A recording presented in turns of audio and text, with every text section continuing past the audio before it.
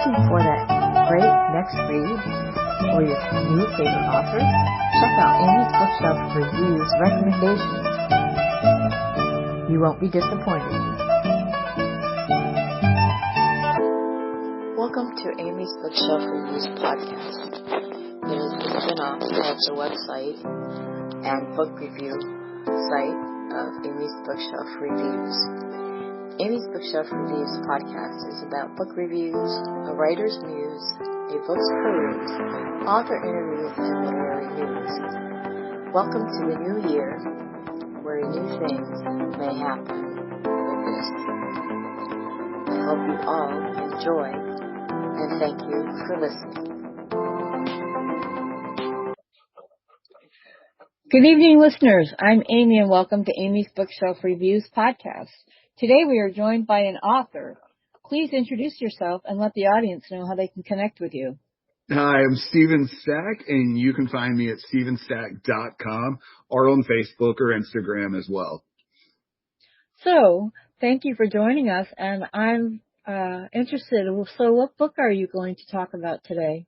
I'm going to talk about Jack, the story of a dog that just came out. I love that book. Oh, thank you.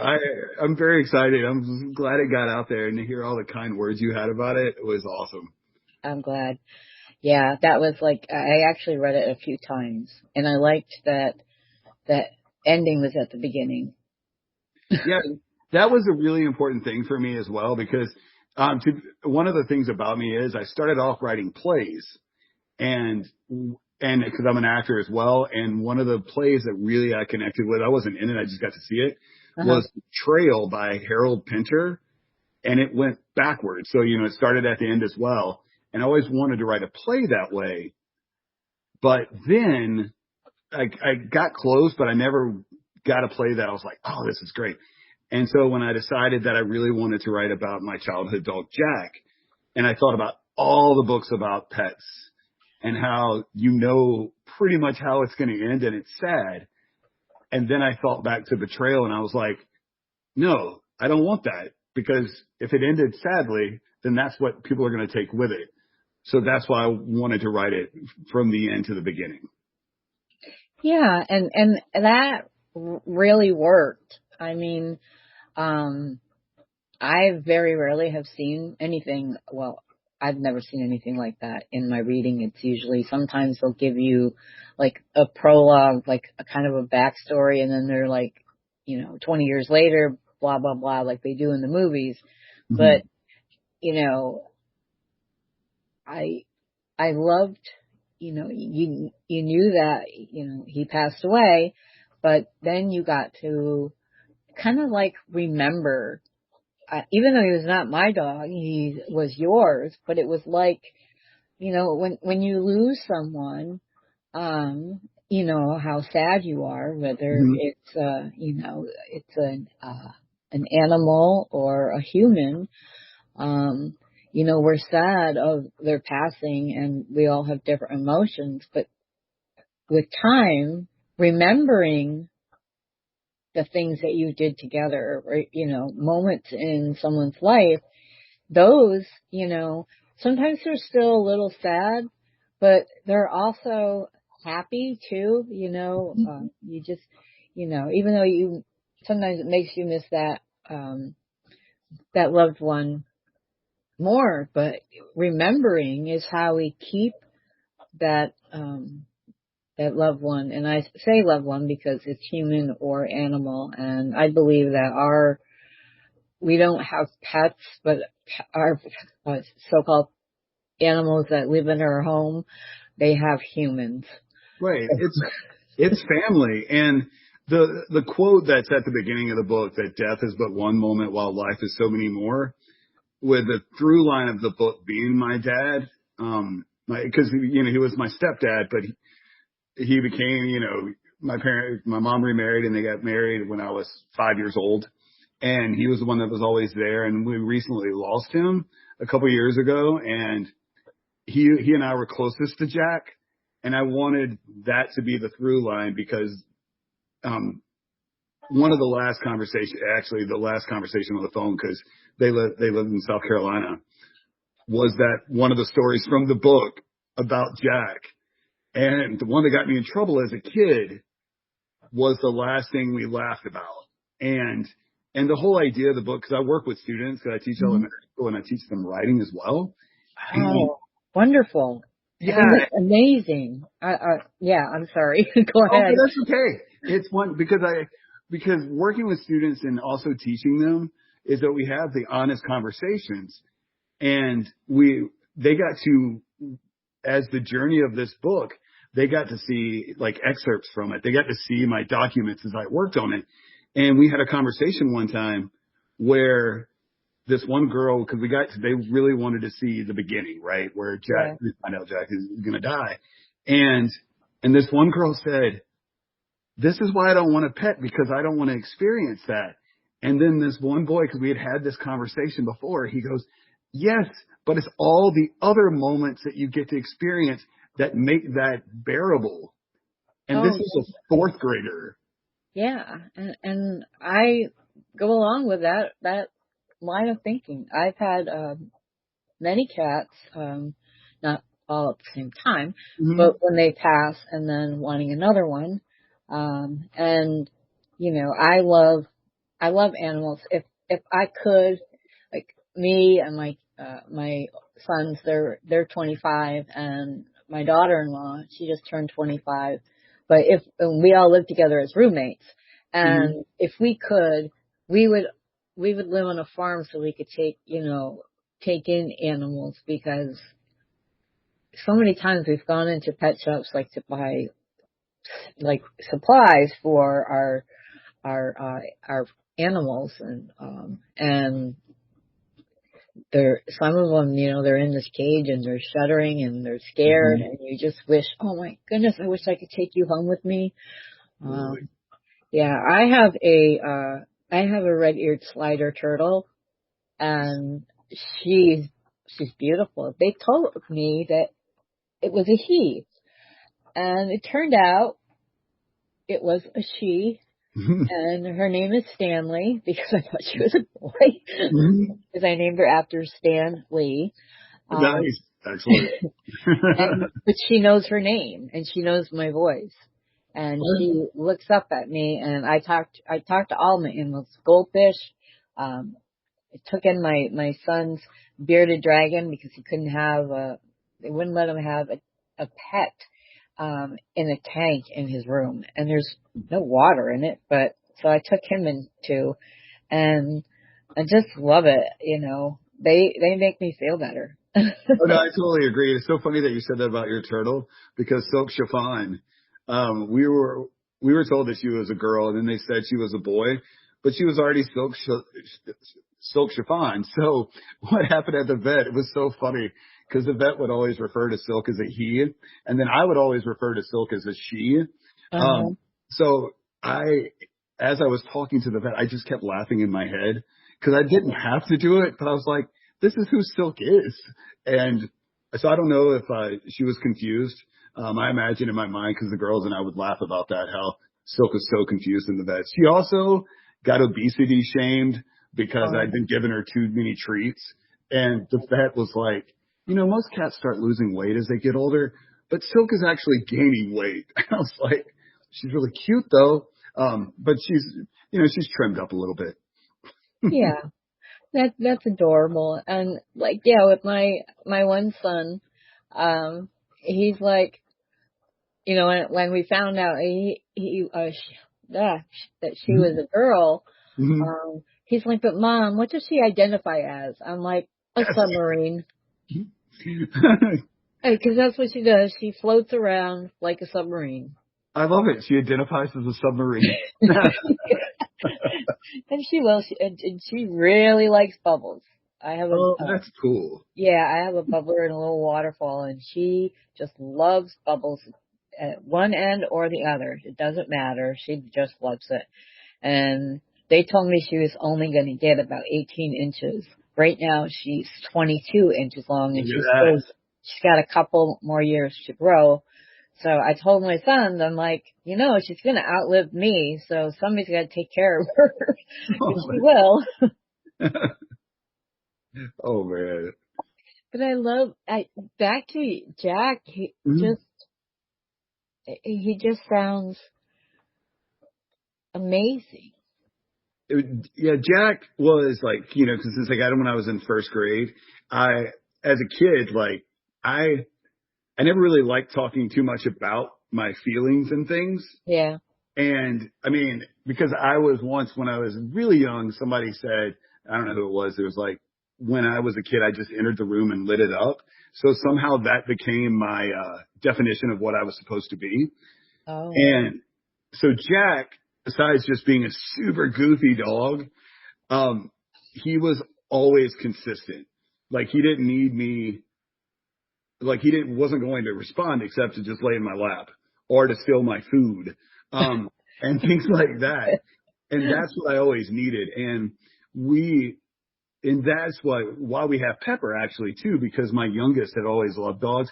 And I volunteered when I was a teenager at Pets Incorporated in South Carolina, Mm. a shelter, a no-kill shelter. And it was so great just sitting with those animals and everything. And then I'd go back home to Jack, and Jack would be like, "Why do you smell like other dogs?" But we had Pepper, it was like a little Yeah. jealous. Oh, definitely. I can see that. I live in a secured apartment building, and when I go out, I have to use a wheelchair, and all my friends in this building are dogs. They flock to me and they love me. It's like I'm their best friend.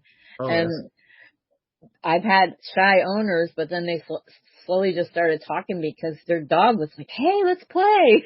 yeah, exactly.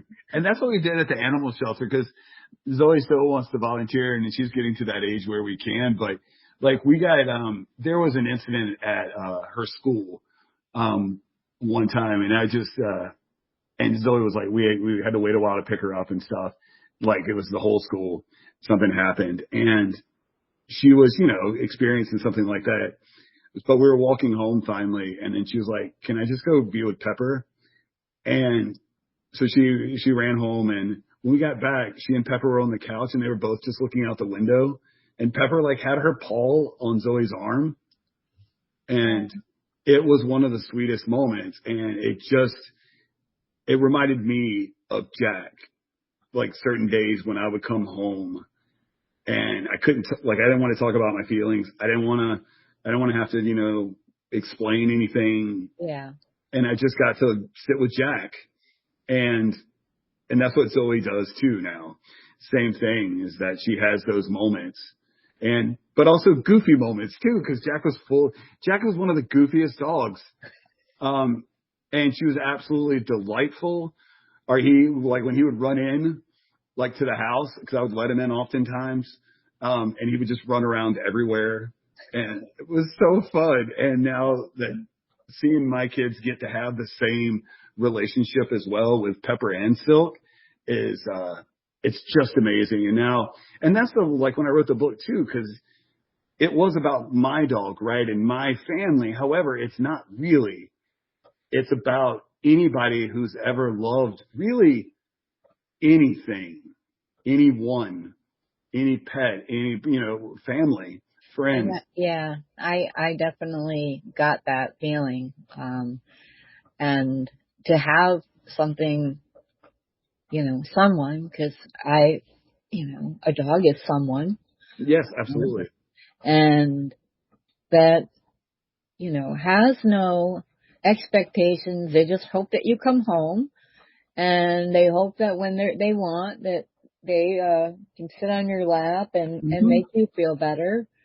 And just, feed them and give them treats and, sneak food under the table so your parents don't know. Yeah. It's so funny too, because like with Pepper, like with Chloe and Zoe, they'll both like text me about how Pepper just came and laid on them. Cause Pepper is a big dog who thinks that she's a lap dog.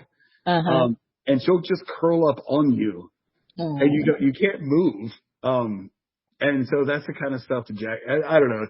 I just love seeing those moments like all come back. One of the other funny things about the book, so my brother, it was funny with the illustrator, Jaden. and because she did my first book, Behind the Curtain, The Tooth Fairy, but my first children's book. But she drew a picture. Like, I didn't know I was going to use her as the illustrator, but the publishing company, Orange Hat, sent her the story and she loved it.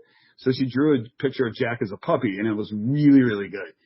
And but Jaden, there's a really vital picture you have to get right, because my brother in the 80s rocked the 80s. He was into pastels.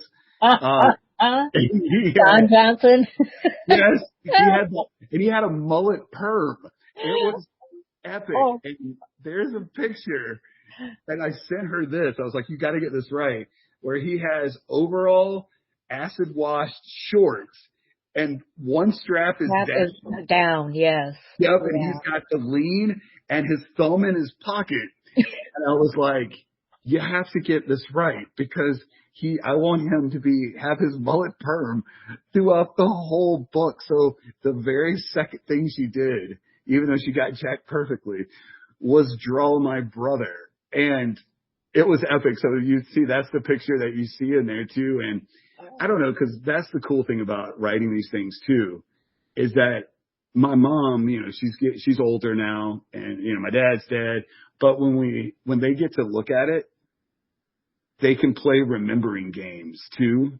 Yeah, exactly. And I really like that. And that's what I want people, when they read the book, like even if they still have their pets or family members or whatever, they just, they sit back and remember and just see that, like, death is just but one moment.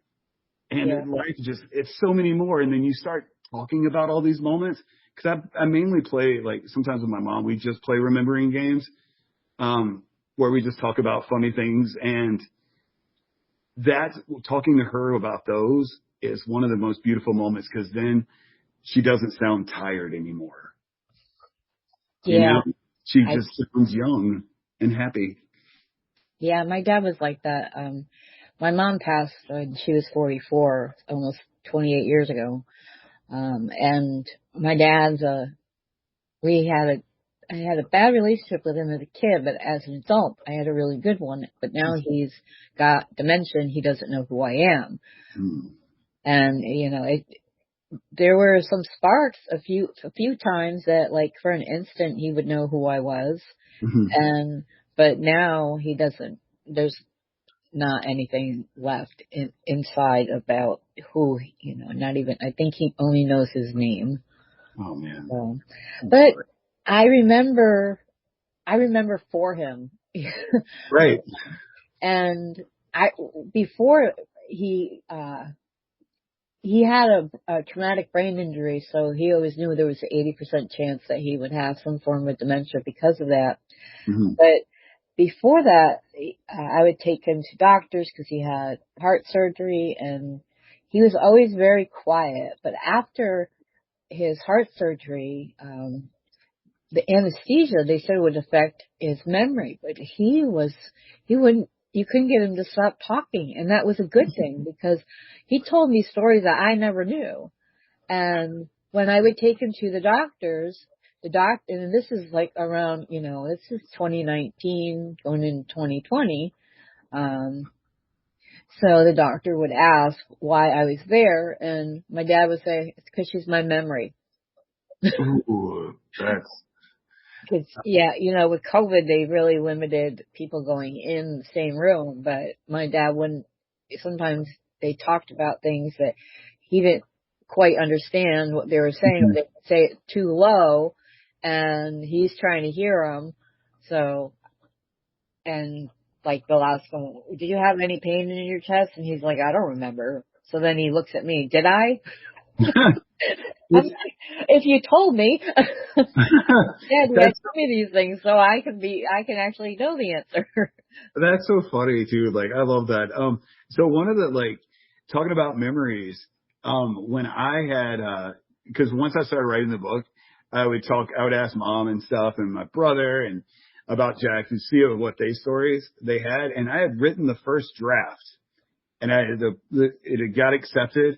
And then Mom, out of nowhere, we're on the phone, and she told me a story that ended up making the book. about her, like Jack getting out in the yard, in the road and stuff, and she leaving work. And she got so excited telling that story. And as soon as I got off the phone, I was like, I am adding that story. And then when I told her, then she just retold the story again. And it's funny because every time I bring it up, she would retell it. And I don't know, it was just such a cool experience to see how excited she got and how proud of herself she was. And now that's part of the story, because that's Jack's story, because it wasn't just about me. It was about everybody. So that's amazing. Yeah. And you can tell that with how the story is. It is amazing. And I absolutely loved it. Like I said, I don't have any grandchildren except for my fur babies. And I recently wrote and published my first children's books. I used to write kids stories for my sons when they were little and read them to them, because they like being the main character. Of so course. I recently published this book. It's called What Am I? It's about this cat that has like really long ears, like a rabbit. Okay. And his brothers and his mother were left in a cardboard box, and they put the word free on it. And then all of a sudden, a kid came along, and he took the mother and the brothers, but he didn't know what the cat was.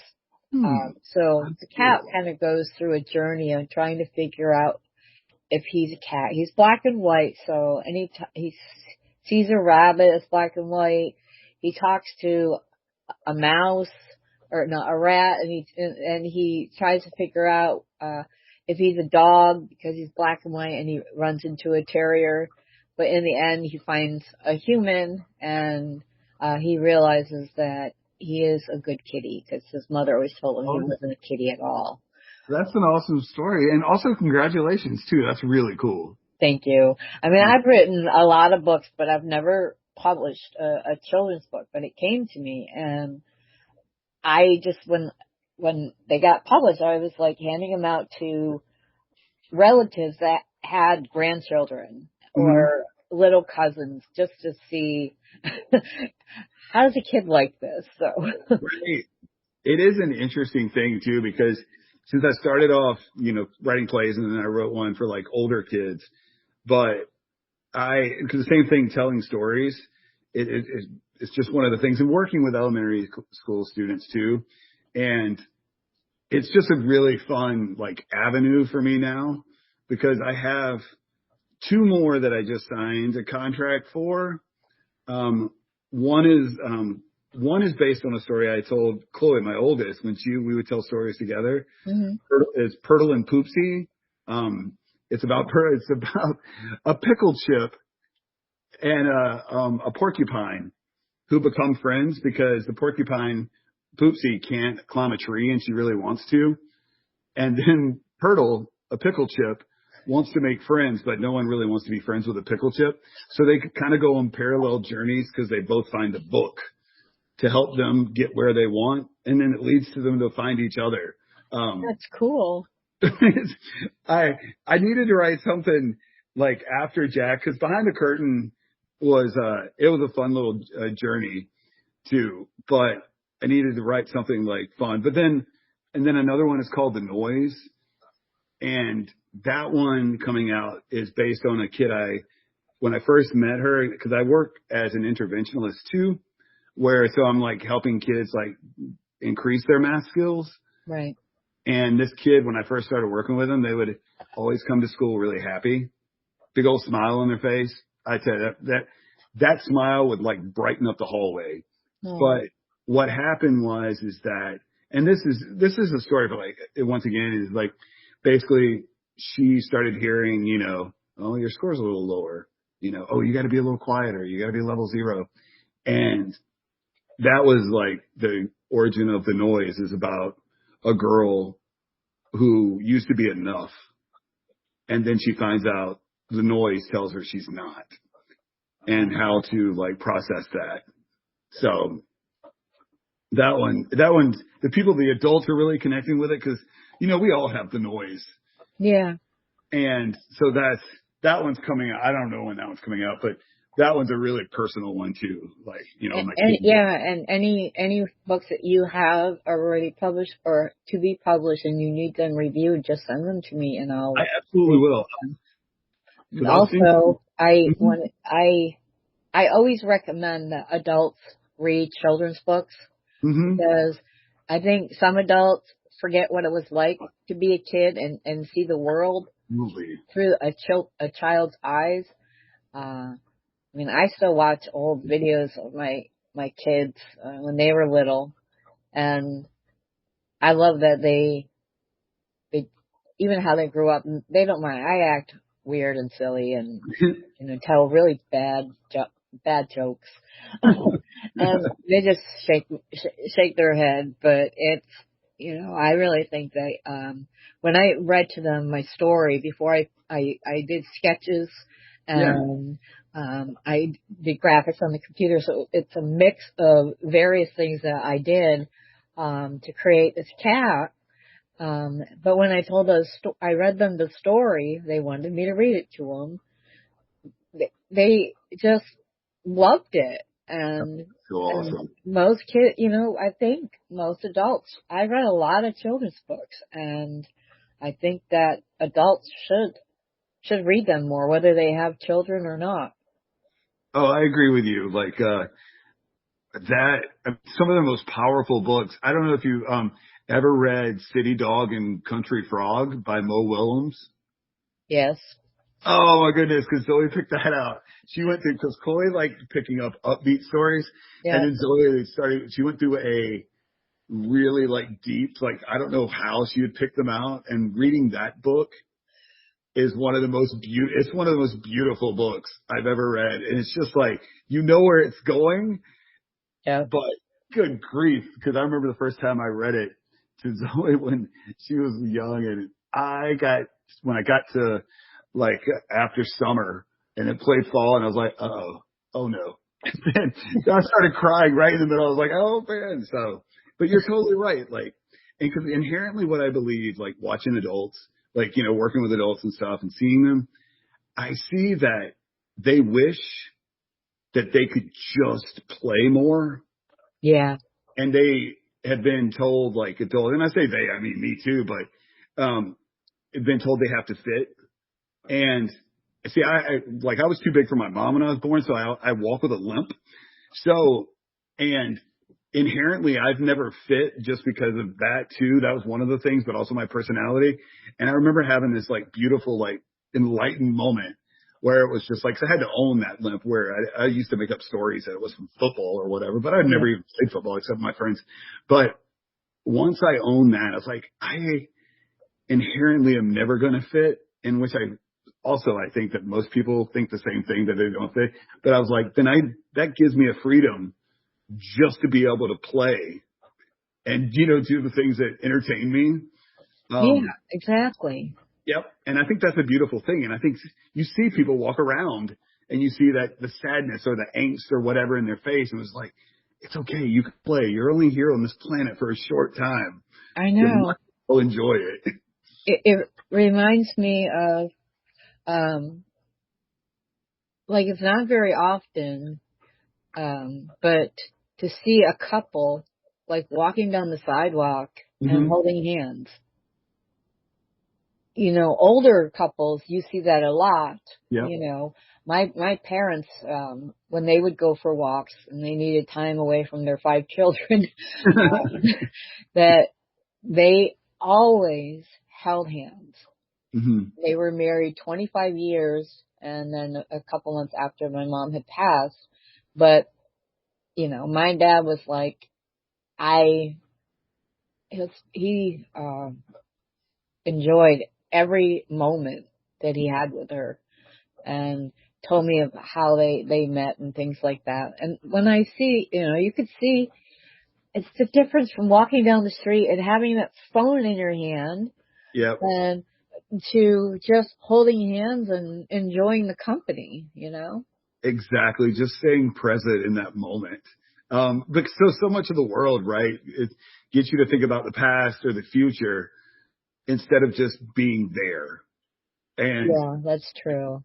And so that's one of the things with the kids I work with, and my kids and myself and everything, is that it's just like seeing what's in front of you and don't miss out, because those all those moments are fleeting, and that's kind of what I write about in all of the books, because I want that message to get out, because there's another quote, because I teach theater, and what we do is like there's the thought of the day, and one resonated, like a lot of them resonated with me, but I always use it at the end of like the camps that I work and the class, and the thought is one more time eventually becomes one last time. Yeah, and that's true. And we talk about it, like, because first they're like, oh, that's sad. And I was like, no, that's what is true. And when you go into it knowing that anything you do, you've learned to appreciate it even more. But you don't have to make yourself appreciate it. You're just aware. And so that's one of the things that I really focus on. Like, that's what you put putting the phone away. And just being present with the people you're with. Exactly. And I mean, I know there is a greatness to, technology, but how many times I've been trying to talk to somebody and they act like they're listening, but they got their phone in their face, Yep.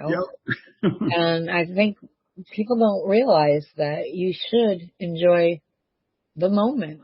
I'm a project that I'm working on. I'm doing family history, not just genealogy and family trees, but trying to find the stories about the people that came before us. Right. So that's something that I've been working on. But, I want you to share any work that you want with me. You could send Absolutely, it to me. I will. And when, if you have books coming out for release date, and congratulations on your contract, that's wonderful. Excellent. Thank you. And I'm just going to wrap up the show now. Okay. If you wish for you or your book to be on the show, go to amysbookshelfreviews.com/podcast. Thank you for listening. Be safe, be well, and always be kind. Thank you for listening to Amy's Bookshelf Reviews. If you are looking to be on the podcast or looking for a book review, you can go to amysbookshelfreviews.com and look for the appropriate navigational menu. Again, thank you all for listening and being a supporter of this podcast and of the Amy's Bookshelf Reviews professional reviewers of books and audiobooks. Thank you all. Be safe and be well.